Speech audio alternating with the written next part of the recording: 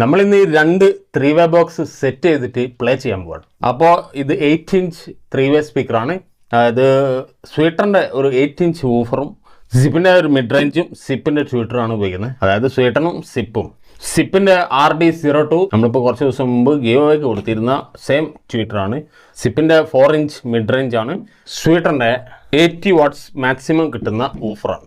ഇതിലേക്ക് ഉപയോഗിക്കുന്ന ഒരു ക്രോസ് ഓവറാണ് കാണുന്നത്. 12 dB 3-way ക്രോസ് ഓവറാണ്. അപ്പോൾ ഇത് കുറച്ച് കാര്യങ്ങൾ പറഞ്ഞതിന് ശേഷം നമുക്ക് ഈ പണി തുടങ്ങാം. അപ്പോൾ അത് പറഞ്ഞില്ലെങ്കിൽ പിന്നെ അതൊരു ഇൻകംപ്ലീറ്റ് വീഡിയോ ആക്കും.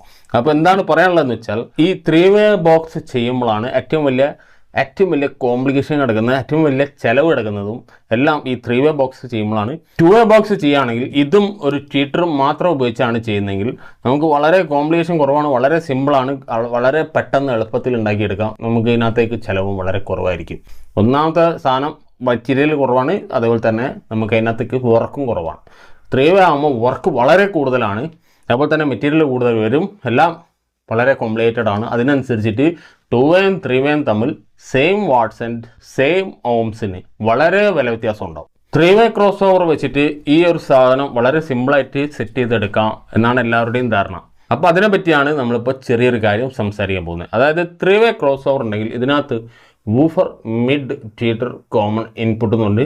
5 കണക്ഷൻ ഉണ്ട്. വൂഫറിൽ നിന്നും കോമണിൽ നിന്നും കണക്ഷൻ എടുത്ത് മൂന്നിനും വയറിങ് ചെയ്തു സ്ക്രൂ ചെയ്താൽ പരിപാടി കഴിഞ്ഞു. അവിടെയാണ് ഏറ്റവും വലിയ പ്രശ്നം കിടക്കുന്നത്. എന്താ വെച്ചാൽ ഇത്തരം ക്രോസ് ഓവറുകൾ ചെയ്യുന്നത് എന്താണെന്ന് വെച്ചാൽ അവർ ആ ഫ്രീക്വൻസി സ്പ്ലിറ്റ് ചെയ്യുന്നുള്ളൂ, മറ്റ് കാര്യങ്ങളൊന്നും ചെയ്യുന്നില്ല. ആ ഫ്രീക്വൻസി സ്പ്ലിറ്റ് ചെയ്യുമ്പോൾ വളരെ കറക്റ്റായിട്ട് മിഡായിട്ടും അതായത് മിഡ് ഫ്രീക്വൻസി വരും, ഇതിലേക്ക് ഹൈ ഫ്രീക്വൻസി വരും, അല്ലെങ്കിൽ ലോ ഫ്രീക്വൻസി വരും. അത് കഴിഞ്ഞ് ഹിറ്റ് ചെയ്ത് കഴിയുമ്പോൾ നല്ല രസമൊക്കെ ഉണ്ടാവും കേൾക്കുമ്പോൾ. ഫസ്റ്റ് ടൈം ആണെങ്കിലും അല്ലെങ്കിലും എങ്ങനെയായാലും ഫസ്റ്റ് ആ കേൾക്കുമ്പോൾ തന്നെ ആദ്യം ഉണ്ടായിരുന്നതെന്ന് ക്രോസ് ഓവർ വെച്ച് കഴിഞ്ഞ് പിന്നീട് കേൾക്കുമ്പോൾ നല്ല രസം തോന്നും. പക്ഷേ കുറച്ചാണ് കഴിയുമ്പോഴാണ് അതിനകത്ത് എന്തോ എവിടെയോ ഒരു തകരാറുള്ളത് മനസ്സിലാവും. ആ തകരാറ് എങ്ങനെയാണ് വരികയെന്ന് വെച്ചാൽ ഒന്നുകിൽ ബേസ് മുമ്പിലായിരിക്കും, ക്ലാരിറ്റി കുറവ് പോലെ തോന്നും, കാരണം ട്വീറ്ററിൻ്റെ ഔട്ട്പുട്ട് കുറവായിട്ട് തോന്നും, അല്ലെങ്കിൽ മിഡ് ഫ്രീക്വൻസി കുറവായിട്ട് തോന്നും. അതല്ലെങ്കിൽ ഹൈ ഫ്രീക്വൻസി കൂടുതലായിട്ട്, അതായത് ബേസ് കുറവായിട്ട് തോന്നും. ഇത് നമ്മൾ മുമ്പ് പറഞ്ഞാണ്. അപ്പോൾ അതിനകത്ത് ഞാൻ പറഞ്ഞിട്ടുണ്ടായിരുന്നു, ഒരു ട്വീറ്റർ അല്ലെങ്കിൽ വൂഫർ മിഡ് റേഞ്ച് സെലക്ട് ചെയ്യുമ്പോൾ സെയിം ബ്രാൻഡ് അല്ലെങ്കിൽ സെയിം DBയിൽ സെലക്ട് ചെയ്യുക.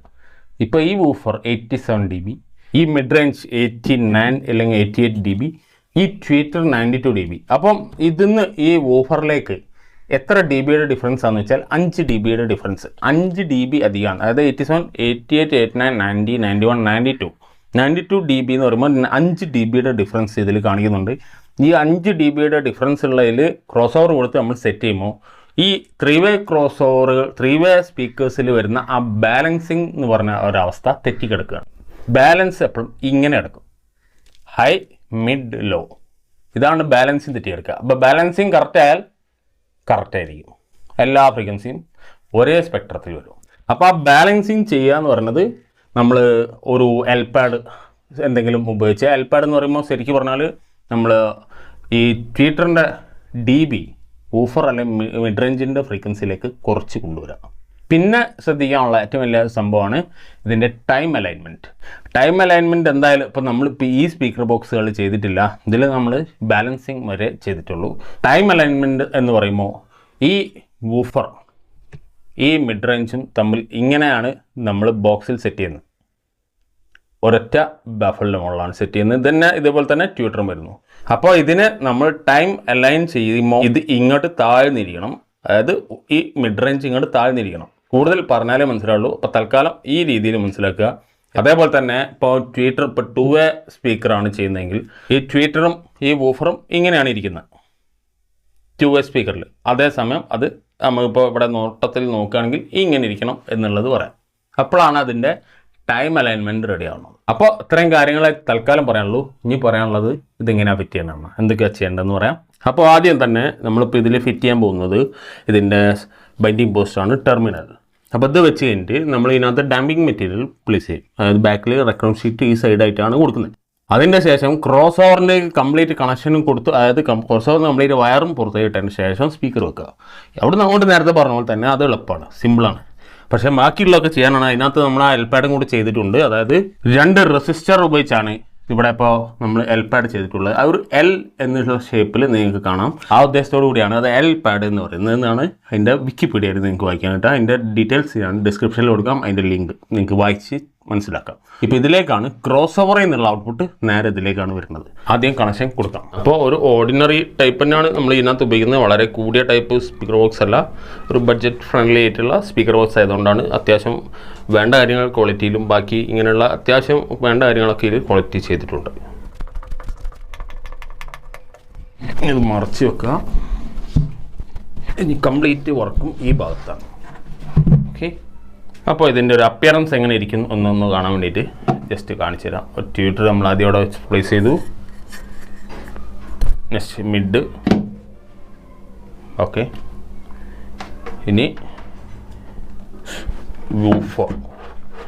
Woofer correct 8 inch. ഓക്കെ, ഇനി ഇതിലേക്ക് നമ്മളിപ്പോൾ ചെക്ക് ചെയ്തെടുത്ത എയറോ ലെങ്ത്താണ് 6 ഇഞ്ചസ്. അപ്പോൾ 6 ഇഞ്ചാണ് ഇതിലേക്ക് കൊടുക്കുന്നത്. അപ്പോൾ ഇവിടെ നമ്മൾ ഈ ഹോളിൽ ഇതിൻ്റെ ഉള്ളിലേക്ക് ഒരു ഫ്ലെയർ അടിച്ച് കൂടി കൊടുക്കാനുണ്ട്. അപ്പോൾ ജസ്റ്റ് ആ ആകാംക്ഷ ഒന്ന് അടങ്ങാൻ വേണ്ടിയിട്ടാണ് ഇപ്പോൾ ജസ്റ്റ് ഒന്ന് വെച്ച് അസംബിൾ ചെയ്ത് കാണിച്ചത്. അപ്പോൾ ഇനി എന്ത് ചെയ്യുക, ഡയറക്റ്റ് വയർ ചെയ്യാം. ഓക്കെ, അപ്പോൾ ഈ ഭാഗത്ത് നമ്മളിപ്പോൾ വയറിട്ട് കഴിഞ്ഞല്ലോ. ഇനി എന്താ ചെയ്യേണ്ടത് വെച്ചാൽ നമ്മളിപ്പോൾ ഡാമ്പിങ് ആഡ് ചെയ്യണം. എന്നിട്ടാണ് ബാക്കി ക്രോസ് ഓവറിൻ്റെ സൈഡിലായിട്ട് ഈ ഭാഗത്തായിട്ട് ഫിക്സ് ചെയ്യുന്നത്. അപ്പോൾ അങ്ങനെയുള്ള റെക്രോൺ ഷീറ്റാണ് ഞാനിവിടെ ഡാമ്പിങ്ങിന് ഉപയോഗിക്കുന്നത് പറഞ്ഞല്ലോ. അപ്പോൾ തരത്തിൽ ഫുൾ ഷീറ്റ് നമ്മളിപ്പോൾ ഇതുപോലെ കർവ് ചെയ്ത് ഇതിനകത്തോട്ട് ഫിക്സ് ചെയ്യുക. അവിടെ നമുക്ക് പണ്ട് പറഞ്ഞ പോലെ തന്നെ ആണി ഉപയോഗിച്ചോ സ്റ്റാപ്ലർ ഉപയോഗിച്ചോ ക്ലിപ്പ് ഉപയോഗിച്ചോ നമുക്ക് മെഷ് ഉപയോഗിച്ചോ എങ്ങനെയാണെങ്കിലും നമുക്കവിടെ ഫിക്സ് ചെയ്യാം.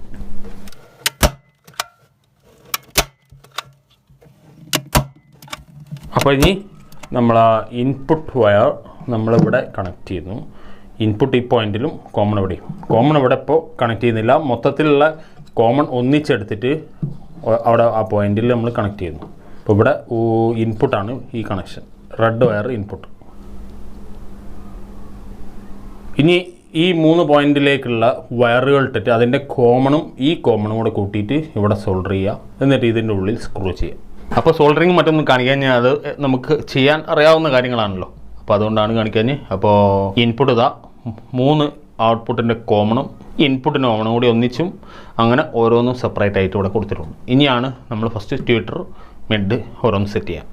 അപ്പോൾ ട്യൂട്ടർ എന്ന് പറയുന്നത് നമ്മളിവിടെ പോസിറ്റീവ് ഈ ലൈനിലേക്കാണ് കയറുക. പോസിറ്റീവ് മീൻസ് നമ്മുടെ ക്രോസ് ഓവറിൽ നിന്ന് വരുന്ന ലൈൻ, റെഡ് ലൈൻ ഇവിടെയും കോമൺ ഇവിടെയും ബ്ലാക്ക് വയർ ഇവിടെയും. അപ്പോൾ ഇതിൻ്റെ വാല്യൂ നമ്മളെ ഈ ട്യൂട്ടറിൻ്റെ ഓംസ് അതേപോലെ തന്നെ ഡി ബി അനുസരിച്ച്, അതായത് മറ്റുള്ള ബാക്കിയുള്ള ഡ്രൈവേഴ്സിൻ്റെ ഓംസും ഇതിൻ്റെ ഓംസും അതിൻ്റെ ഡി ബിയും ഇതിൻ്റെ ഡി ബി അനുസരിച്ച് മാറിക്കൊണ്ടിരിക്കും. അപ്പോൾ അതുകൊണ്ട് ഈ വാല്യൂ മറ്റൊരു വൂഫറിന് മാച്ച് ആവില്ല. അപ്പോൾ ഇതിപ്പോൾ ഈ പറഞ്ഞ ഈ വൂഫേഴ്സിന് ഇതിൽ കാണുന്ന ബാക്കി ഡ്രൈവേഴ്സിന് മാച്ചിങ് ആണ്.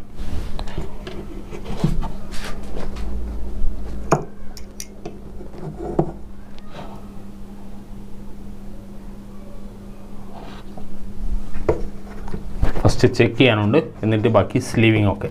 ഓക്കെ,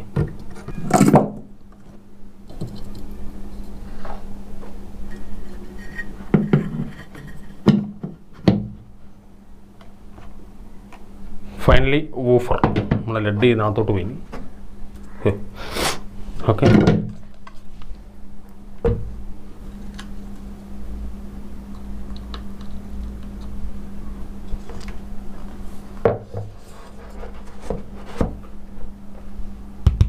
ഓക്കെ, ഇനി സ്ക്രൂ ചെയ്ത് ഇതിൻ്റെ സെയിം പെയർ ഉണ്ട്, അതും കൂടെ ഒന്ന് ചെയ്യാൻ പറ്റുമോ നോക്കട്ടെ, എന്നിട്ട് നമുക്ക് ടെസ്റ്റ് ചെയ്യാം. ടച്ച് സ്ക്രീൻ ഈ ടൈപ്പാണ് സ്ക്രീൻ ഉപയോഗിച്ചിട്ടുള്ളത്. പ്രസ്റ്റ് ഫിറ്റാണ് ഇപ്പോൾ വേറെ ഒരു ടൈപ്പായിട്ട് ചെയ്യുന്നത്. അങ്ങനെ 2 എണ്ണം, പിന്നെ മാഗ്നറ്റിക് ആണ് അടുത്ത് ചെയ്യുന്നത്. അങ്ങനെ 3 ടൈപ്പാണ് സ്ക്രീൻ വരുന്നത്. അപ്പം ഇതാണ് നമ്മുടെ ഇപ്പോൾ ഫൈനൽ ഔട്ട്പുട്ട്. ഇത് ഫസ്റ്റ് ടെസ്റ്റാണ്. അപ്പോൾ ഈ ടെസ്റ്റിന് ശേഷം ഇതിൻ്റെ ഈ ട്യൂട്ടറിൻ്റെയും വൂഫറിൻ്റെയും മിഡ് റേഞ്ചിൻ്റെയൊക്കെ ഈ സ്ക്രൂ ചെയ്യുന്നതിൻ്റെ ഭാഗത്ത് നമ്മൾ ഗ്യാസ്കറ്റ് വെച്ചിട്ട് ഒന്ന് സീൽ ചെയ്യണം. അപ്പോൾ അതെല്ലാം കഴിഞ്ഞാൽ ഫുൾ ഫിനിഷ്. അപ്പോൾ ആദ്യം ടെസ്റ്റ് എന്തെങ്കിലും ഫോൾട്ട് ഉണ്ടോ ഇല്ലേ എന്നുള്ളത് ടെസ്റ്റ് ചെയ്തതിന് ശേഷമാണ് ഫൈനൽ എല്ലാം ഫിക്സ് ചെയ്യാൻ ഞാൻ ഇവിടുന്ന് അങ്ങനെയാണ് ചെയ്യാറ്. അപ്പോൾ മ്യൂസിക് നമ്മുടെ മെയിൻ ടാർഗറ്റ് ബേസ് എങ്ങനെ ഉണ്ട് നോക്കുക. പിന്നെ ഇപ്പോൾ സബ് വൂഫർ ഇല്ല, ഇത് 2 മാത്രമാണ് ടെസ്റ്റ് ചെയ്യാൻ പോകുന്നത്. ട്യൂട്ടറിൻ്റെ ഒരു പെർഫോമൻസ് കൂടി ശ്രദ്ധിച്ച് നോക്കൂ. ഇയർഫോൺ ഇടണേ.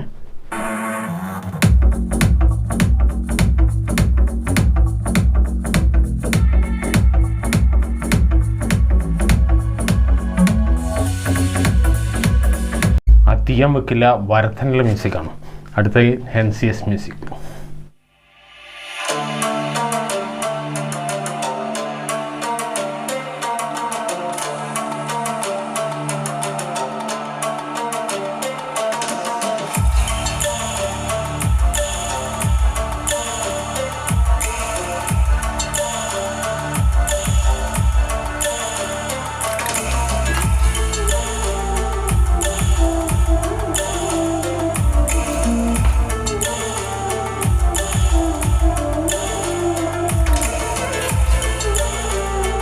അപ്പോൾ ട്രിപ്പിൾ ശ്രദ്ധിക്കാം, നമ്മളിപ്പോൾ ബാലൻസ് ചെയ്തതിൻ്റെ ആ ഒരു ഔട്ട്പുട്ടിൻ്റെ ആ ഒരു സുഖം, അതായത് കുത്താതെ വരും.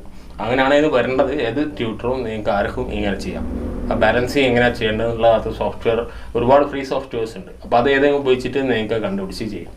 അങ്ങനെയാണ് ചില ട്യൂട്ടറിൻ്റെ ഓംസ്, വൂഫറിൻ്റെ ഓംസ്, മിഡ് റേഞ്ചിൻ്റെ ഓംസ്, അതുപോലെ DB എല്ലാത്തിൻ്റെയും കറക്റ്റ്, അതായത് ശരിക്കും പറഞ്ഞാൽ വാല്യൂ ഉള്ള ഡാറ്റ പാരാമീറ്റേഴ്സ് ഉള്ള വൂഫർ സ്പീക്കേഴ്സ് ഉപയോഗിക്കുകയാണെങ്കിൽ ഈ പരിപാടി നടക്കുള്ളൂ. അതല്ല എങ്കിൽ നമ്മളത് റിഗൊക്കെ വെച്ച് അതിൻ്റെ അന്ന് സംഗതി നമ്മളിപ്പോൾ പാരാമീറ്റർ ഔട്ട്പുട്ട് എടുത്ത് നല്ല പണിയായിരിക്കും.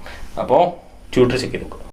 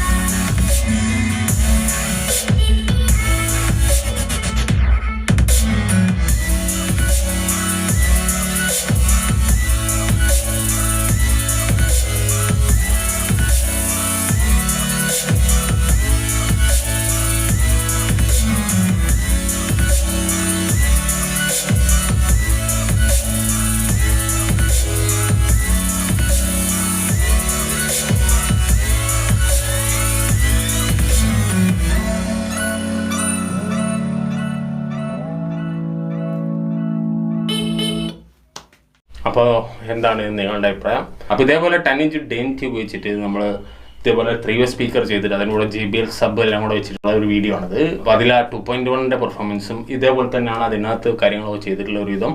അപ്പോൾ അതൊന്ന് കണ്ടു നോക്കുക.